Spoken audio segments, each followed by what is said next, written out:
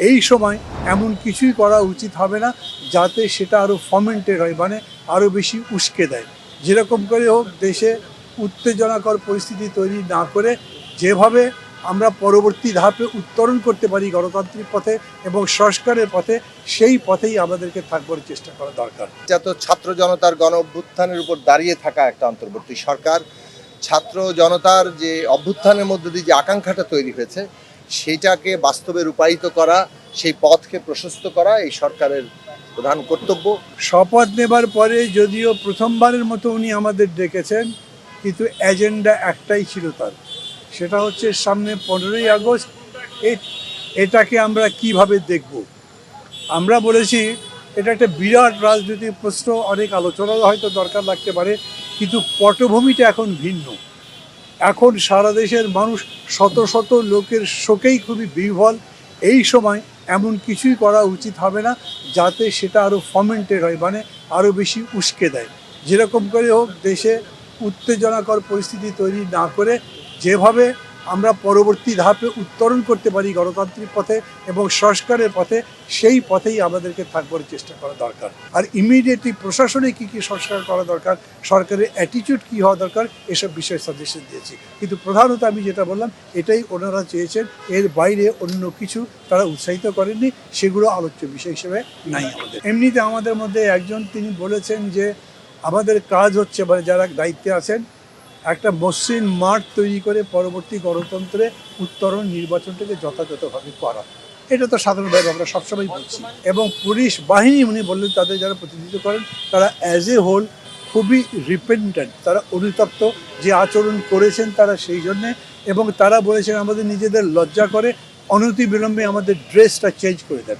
উনি বলেছেন এটা তার রাতারাতি করা যাবে না, কিন্তু যত শীঘ্রই সম্ভব সেটা করব। আর এটা বলেছেন তারা যত শীঘ্রই সম্ভব পুলিশ তাদের দায়িত্বে যোগ দেবেন। ইতিমধ্যেই অনেকে যোগ দিয়েছেন, কালকের মধ্যে আরও দেখবেন, এবং ট্রাফিক পুলিশও আবার এই জায়গাতে আসবেন। উনি মনে করছেন আগামীকালকে উনি বিজিবিতে যাবেন, তারপরে র্যাবেও যাবেন, তাদের সবার সাথে কথা বলবেন। তাদের অ্যাপ্রোচটা হচ্ছে আমরা একটা অন্তর্বর্তী সরকার, আমরা পরবর্তী নতুন বাংলাদেশ গড়বার জন্য যে পদক্ষেপ তাই নিতে চাই, আপনাদের সহযোগিতা করা উচিত। তারা যতজনের সাথে কথা বলেছেন সবাই খুবই খুশি মনে একমত হয়েছে। তো আমাদের দলের দিক থেকে আমরা যে প্রস্তাবগুলো তুলেছি সেটা হচ্ছে যে এইটা তো ছাত্র জনতার গণ অভ্যুত্থানের উপর দাঁড়িয়ে থাকা একটা অন্তর্বর্তী সরকার। ছাত্র জনতার যে অভ্যুত্থানের মধ্য দিয়ে যে আকাঙ্ক্ষাটা তৈরি হয়েছে সেইটাকে বাস্তবে রূপায়িত করা, সেই পথকে প্রশস্ত করা এই সরকারের প্রধান কর্তব্য। এবং সেই কাজ করতে গিয়ে তারা যে কতগুলো ইমিডিয়েট দিকে তাদের মনোযোগ দেওয়া দরকার। কয়েকটি প্রশ্ন আমরা বলেছি, সেটা হচ্ছে যে সারা দেশে যে প্রশাসন যে একটা ভেঙে পড়ার অবস্থা হয়েছে, তার ফলে জানমালের নিরাপত্তার যে সংকট তৈরি হয়েছে, অবিলম্বে প্রশাসন এবং সমস্ত রাষ্ট্রীয় প্রতিষ্ঠান পুনর্গঠন করে মানুষের জানমালের ব্যবস্থা করা।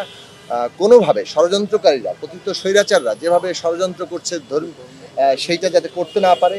এখানে ধর্মীয় সংখ্যালঘু থেকে শুরু করে কোনো সকলের প্রতি যে সম্প্রীতির জায়গা বাংলাদেশের মানুষ বিপুলভাবে দেখাচ্ছেন, ষড়যন্ত্রকারীরা যাতে এই সম্প্রীতি ভাঙতে না পারে, কারো বাড়িতে হামলা করতে না পারে, সেটা প্রতিরোধ করার জায়গা করতে হবে এবং শান্তি শৃঙ্খলা ফিরিয়ে আনতে হবে। এর বাইরে আমরা কাজ হচ্ছে সকল হত্যাকাণ্ডের বিচার করা, যারা হুকুমদাতা সহ, এবং এটা প্রয়োজনে আন্তর্জাতিক আদালতে যাওয়া যারা এই আমাদের সন্তানদের হত্যা করেছে। এবং তারপরে হচ্ছে যে গত 15 বছরে যে দুর্নীতি, লুটপাট, অর্থ পাচার, গুম খুন, এগুলোর ব্যাপারে বিশেষ ট্রাইব্যুনাল করা, দ্রুত এগুলোর ইনভেস্টিগেশনের জায়গায় উদ্যোগ গ্রহণ করা। এখনই হয়তো সবটা সম্পন্ন হবে না। অর্থনৈতিক ব্যাপারে আমরা অনেকগুলো প্রশ্ন তুলেছি, আমাদের উৎপাদন ক্ষেত্রগুলো যাতে নিরাপত্তা পায়, আমাদের রপ্তানি যাতে নিশ্চিত থাকে, দেশের দ্রব্যমূল্য যে অবস্থায় এসছে সেটাকে একটু নিয়ন্ত্রণ করা যায়, এটা একটা গুরুত্বপূর্ণ চ্যালেঞ্জের জায়গা। এবং একটু বাইরে এসে যে জিনিসটা, যেটা হচ্ছে যে এই রাষ্ট্র ব্যবস্থার গণতান্ত্রিক একটা রূপান্তর করা দরকার, ফলে রাষ্ট্র সংবিধানের সংস্কার দরকার হবে, একটা নতুন গণতান্ত্রিক রাজনৈতিক বন্দোবস্ত দরকার হবে, গণতান্ত্রিক নির্বাচন লাগবে। ফলে আগামী নির্বাচনে যে সংবিধান সংস্কার হবে সেই নির্বাচনের ধরন কী হবে, সেগুলো নিয়ে রাজনৈতিক দলগুলো স্টেক হোল্ডারদের সাথে আলোচনা করা, এবং সেটা এই পরিস্থিতি অতিক্রম করার সাথে যত দ্রুত সম্ভব সেই আলোচনাটার সূত্রপাত করা, এই বিষয়ে আমরা তাদের কথা বলেছি।